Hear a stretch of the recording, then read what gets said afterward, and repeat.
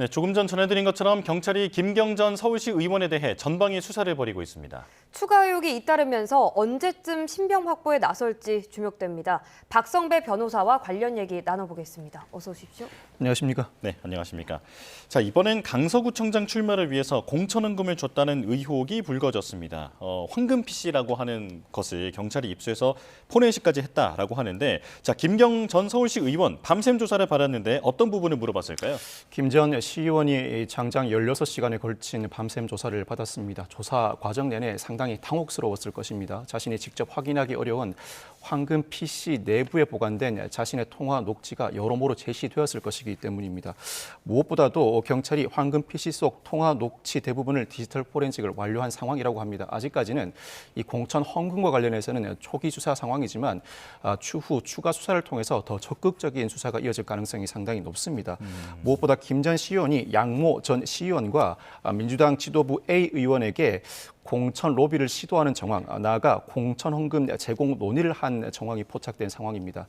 관련된 질문이 이어졌을 가능성이 상당히 높고 뿐만 아니라 전 현직 보좌관이나 시의원들과도 공천 로비와 관련된 여러 차례에 걸친 대화 녹음 파일이 존재하는 것으로 알려져 있습니다. 일단 김 전 시의원은 이 양 전 시의원에게는 수백만 원을 건넸지만 뇌물은 아니고 녹취에 거론된 의원에게는 돈을 건네지 않았다고 혐의를 부인하고 있습니다. 나아가서 동생 운영 재단의 직원이나 지인을 통해서 차명 후원 의혹도 제기되고 있는데, 예를 들어 급여나 수고비 명목으로 돈을 지급하고 잘못 지급되었으니까 돌려달라, 대신에 국회의원 보좌관의 계좌를 제시하면서 이 계좌로 돌려달라는 취지로 차명 후원을 하였던 의혹도 제기돼 있습니다. 이 차명 후원이 공천 로비나 공천 헌금 의혹으로 이어질 수 있는 만큼 관련된 질문도 수사 초기 단계이겠지만 이어졌을 가능성이 상당히 높습니다.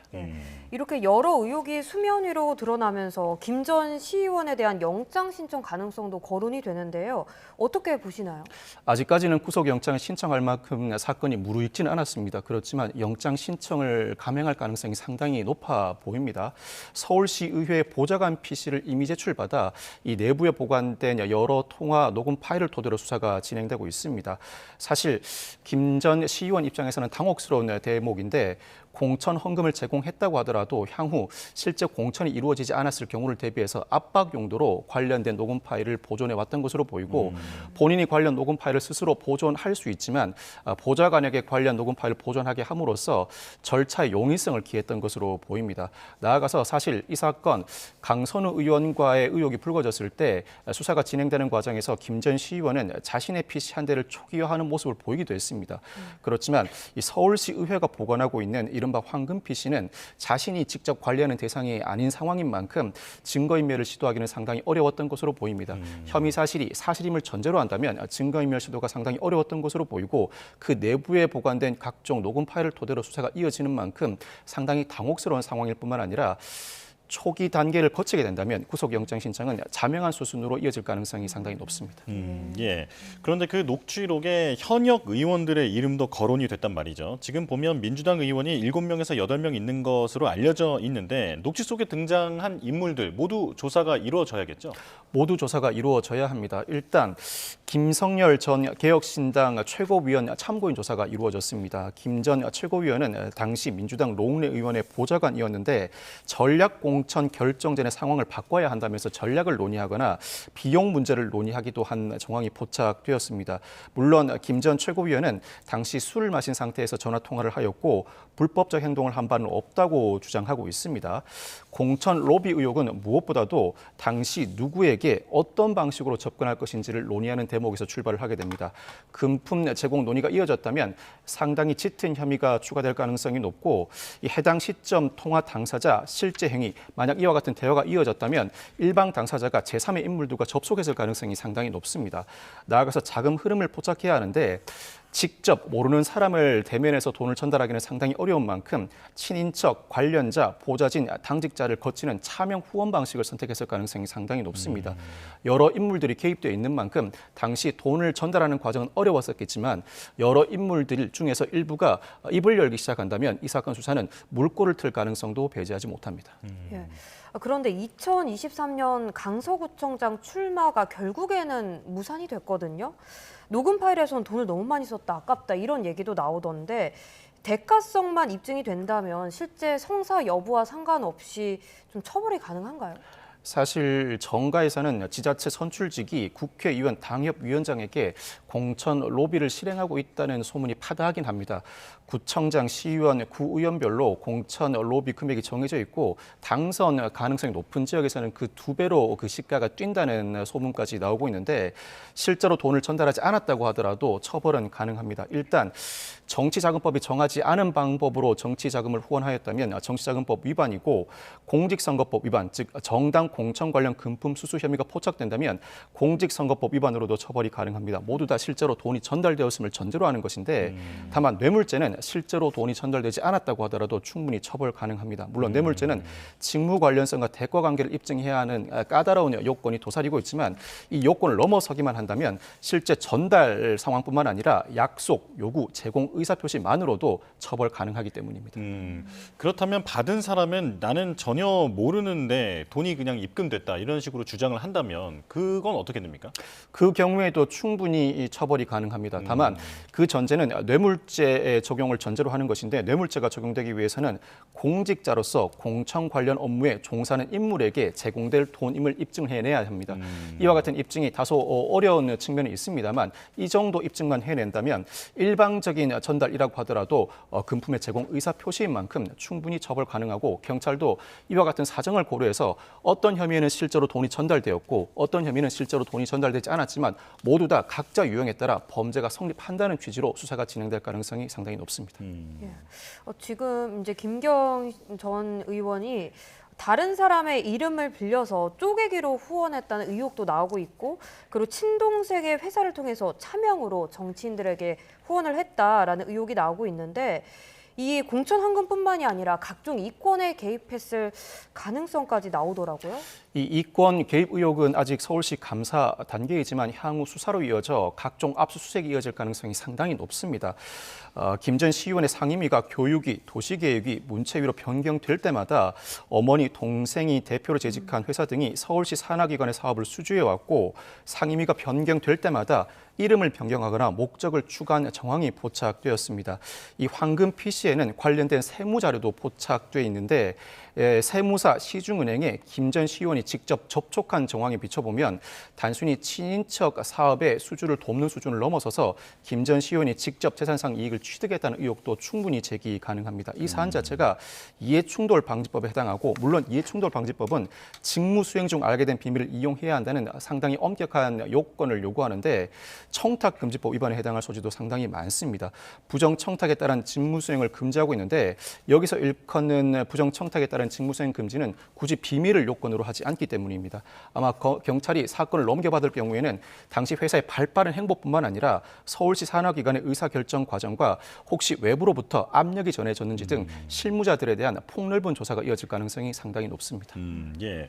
사실 애초 김경 시 의원에 대한 수사는 강선우 의원을 고리로 시작이 된 건데 강선우 의원에 대한 신병 확보는 언제쯤 이뤄질까요? 강선우 의원에 대해서도 구속영장을 신청할 가능성이 상당히 높습니다. 현역 의원인 만큼 불체포 특권을 고려해서 그 시기를 조율하고 있는 것으로 보이는데 김 전 시의원이나 남모 보좌관은 이미 혐의 일부를 인정하였다고 보아도 무방합니다. 이런 상황에서 유독 강선우 의원만 혐의를 부인하고 있어서 증거인멸 우려가 상당히 높다고 할 수 있습니다. 다만 김 전 시의원은 그동안 수사 진행 과정에서 일부 증거를 인멸하는 모습을 보여주었지만 관련된 혐의를 인정하는 이상 강선우 의원과의 공천 헌금 논란만으로는 구속영장 신청이 어렵지만 이어진 각종 공천 헌금 논란이 불거지고 있는 만큼 관련된 혐의를 모두 포괄해서 경찰이 구속영장을 신청할 가능성이 상당히 높아 보입니다. 예. 자, 조금 전에 들어왔던 신천지 수사 관련해서도 변호사님과 좀 짚어보겠습니다. 그러니까 신천지 내부에서 조직적으로 교인들을 국민의힘 당원으로 가입시켜서 정치권의 영향력을 행사하려 했다라는 그 의혹에 대한 수사고 지금 평화의 궁전에 대한 압수수색이 벌어지고 있다라고 하는데 어떻게 규명할 수 있을까요? 특정 종교 집단이 특정 정당의 단체로 교인을 가입시켰다면 이 자체가 정당법 위반을 넘어서서 정치자금법 위반, 더 나아가서 공직선거법 위반으로 이어질 수 있습니다. 일단 압수수색을 통해서 교인들 의사와 무관하게 집단 어떤 특정 정당에 가입하였는지 여부를 확인할 필요가 있습니다. 그와 같은 과정을 거친다면 그 이후에는 국민의힘에 대한 압수수색이 이어질 가능성이 상당히 높은데 물론 상당한 저항도 따를 것입니다. 실제 특정 시기에 어떠한 현안을 논의하고 그 현안 논의 시점 전후를 기해서 교인들이 대거 입당하였다면 이는 각 교인들의 의사와 무관하게 일방적으로 특정 정당 가입이 이루어졌을 가능성을 배제하지 못합니다. 이는 그 자체가 정당법 위반입니다. 뿐만 아니라 정당에 가입하게 되면 공천에 관여하기 위해서 당비를 납부하여야 하는데 당비 납부가 각자 개인이 납부한 것이 아니라 그 특정 종교단체가 조직적으로 개입해 대신 납입해 줬다면 그 자체도 정치자금법 위반에 해당할 수 있습니다. 각자 교인들이 정당에 가입한 이후에 각자의 자금으로 각종 정당 자금을 납입했는지 여부도 충분히 수사 대상이라고 할 수 있습니다. 나아가서 실제로 이와 같은 행보가 공천에 직접 영향을 미쳤다면 특정 인물을 공천하기 위해서 특정 단체가 개입하였다는 의미가 되고 이는 공정한 선거 제도를 훼손하는 행위로서 공직선거법 위반으로 이어질 수 있습니다. 이 공직선거법 위반 혐의로 가는 길목에서 당시 공천 과정에 대한 대대적인 압수수색이 이루어질 수 있는데 이 단계를 밟아 나가다 보면 일부 저항이 있을 수 있고 현재 합동수사단이 수사를 진행하고 있고 향후 특검에 사건을 넘기기 전에 일부 수사를 마무리하겠다는 의지를 내비치고 있는 만큼 정당에 대한 압수수색도 전격적으로 시행될 가능성이 상당히 높습니다. 예, 이렇게 압수수색을 진행한 만큼 수사의 속도가 붙을까요? 압수수색을 진행하게 되면 특히 이 종교단체에 대한 압수수색은 특별히 법령상 막을 방법이 없는 만큼 자료를 확보하는 데는 크게 문제가 없을 것으로 보입니다. 문제는 자료를 확보한 이후에 이 자료물 분석이라고 할 수 있는데 특정 정당의 단체 가입하게 된 시점 전후에 어떠한 현안이 논의되었는가 이 자료가 특정 현안 논의와 일부 인물 공천과 관련해서 나아가서 선거를 집단적으로 지원하기 위한 현안과 어떻게 연관되는지 압수물 분석이 이 사건의 핵심이라고 할 수 있겠습니다. 압수물 분석이 상당 부분 이루어진다면 특정 정당의 특정 정치인과 관련된 현안, 즉 특정 정치인을 지목하게 되고 그 특정 정치인과 관련된 여러 경로를 통한 후원 의혹을 비롯한 공천과 관련된 일체의 수사가 추가로 이어지게 됩니다. 예. 조금 전에 그 정당에 대한 압수수색도 이루어질 가능성이 있다 말씀하셨는데 그렇다면 핵심 증거가 될 수 있는 건 국민의힘의 그 당시 당원 명부 이렇게 볼 수 있을까요?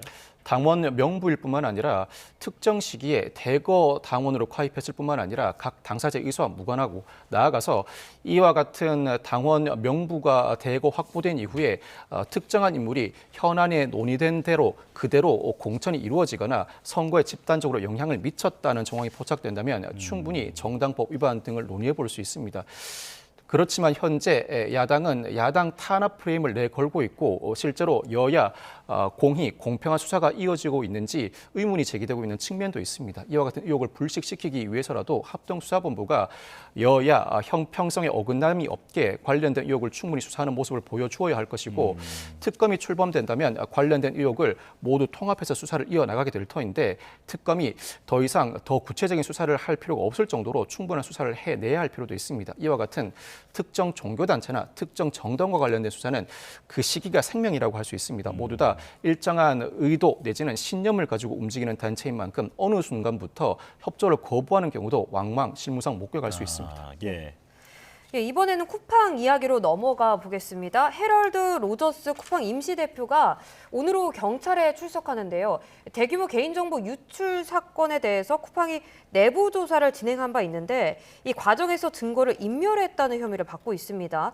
오늘 포토라인에 서게 되는데요. 외국인이 포토라인에 서는 거는 이례적인 상황이라고 합니다. 이 자리에서 어떤 얘기를 좀 내놓을까요? 지난해 연말 국회의 청문회 직후에 로저스 대표가 1월 1일에 출국했고 그동안 경찰에 2차례 출석 요구에 불응해 왔습니다. 그러다 21일에 입국해 세 번째 경찰 출석 요구에는 응하겠다는 방침을 밝히고 오늘 드디어 포토라인에 서게 되었습니다. 세계 유수 회사가 특정 국가에 진출하더라도 그 나라의 정서와 문화를 고려하지 않고 법적으로만 대응할 경우에는 실패하는 경우를 많이 목격해 왔습니다. 쿠팡도 이를 모르지는 않을 것이고 로저스 대표는 오늘 포토라인에 서서 수사에 협조하겠다는 의사를 내비칠 가능성이 상당히 높습니다. 실제로 쿠팡도 이 대통령이 우리나라 생리대가 다른 나라보다 비싸다는 발언을 한 직후에 그 생리대 최하 99원으로 그 가격을 인상한 물품을 유통하겠다는 방침을 즉각적으로 밝혔습니다. 제조사들에 앞서서 발빠르게 6월부터 이 제도를 시행하겠다는 방침을 밝힌 상황인데 물가 민감 품목에 대한 정부 정책에 적극적으로 협조하는 모습을 밝힘으로써 우리나라에서 진행하고 있는 사업에 차질이 없게 하겠다는 의지로 내비칩니다. 이와 같은 의사 연장선 상하에서 로저스 대표도 수사에 성실히 임하고 피해자들에게 충분한 배상을 하겠다는 일부 의사를 내비칠 가능성이 상당히 높습니다. 예. 지금 로저스 임시 대표는 그 자체 조사 관련해서 증거인멸, 업무방해 등의 혐의로 고발이 되어 있고, 그리고 국정원 관련해서는 또 국회에서 위증한 혐의로 고발이 되어 있는 상황입니다. 그런데 저희가 지금 한미 관세 협상을 하고 있는 상황이다 보니까 이게 지금 상당히 민감한 주제가 될 수 있을 것 같거든요. 미국인이고, 그리고 또 지금 관세 협상의 어떤 배경 중에서 그 쿠팡을 핑계로 지금 우리에게 압박을 가하고 있는 게 아니냐라고 하는 분석까지 있기 때문에 수사가 상당히 좀 조심스러울 수밖에 없을 것 같은데 잘 진행이 될까요? 우리나라 국민 대다수의 개인 정보가 유출된 사건이라 수사를 소극적으로 진행할 수는 없습니다. 적극적으로 진행은 해야 합니다. 다만 충분히 미국에 관련 사항을 설명할 필요도 있어 보이는데 일단 증거인멸 자체는 추상적 위헌범으로서 실제 이 증거가 유죄 입증에 사용될 만한 가치가 있는지 여부를 따지지 않고 용의자와 직접 접촉해서 장비를 회수하고 노트북을 포렌식했다면 충분히 증거인멸죄가 고려될 수 있습니다. 관련된 절차를 충분히 설명할 필요가 있어 보이고 앞서 우리나라 기업인 SKT 등 개인정보 유출 사태에서 우리나라 정부가 취해왔던 태도와 비교 형량해가면서 관련 설명을 충분히 다할 필요가 있습니다. 이 쿠팡은 이커머스에서 가장 강력한 회사이고 여러 관계사들과 관련을 맺고 있어서 우리나라 고용과도 깊은 뿌리를 맺고 있습니다. 우리나라가 굳이 나서서 쿠팡에게 탄압을 가함으로써 우리나라 경제 산업 전반에 부정적인 영향을 미칠 필요는 없다는 취지로 수사기관뿐만 아니라 정부도 적극적으로 관련 설명과 대응에 나서야 할 것으로 전망됩니다. 예, 미국 측이 오해가 없도록 또 공정한 대우를 하면서 이런 부분을 또 그대로 공개하는 것이 좋겠다 이런 생각이 듭니다. 지금까지 박성배 변호사와 함께했습니다. 고맙습니다. 고맙습니다. 감사합니다.